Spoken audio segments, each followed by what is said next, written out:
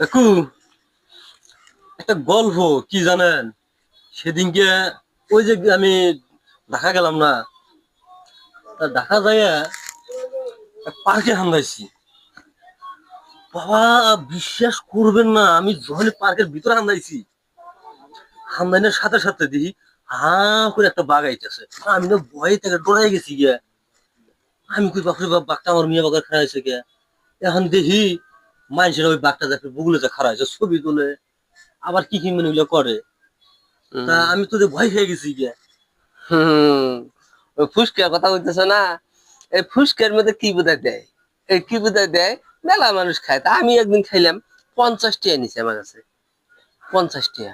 এই যে ফুসকা, তুমি ফুসকার কথা বললে না আমার, হ্যাঁ, ওই ফুসকা 50 টাকা নিছে। এমনি।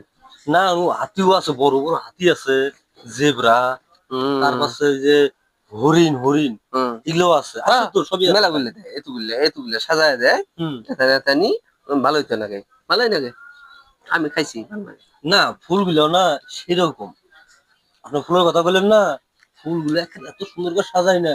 আমি তো দেখি আরে খুশি, আর ছবি তুলবা যাবো, মানুষের ভিড় আর ছবি তোলা হয় না।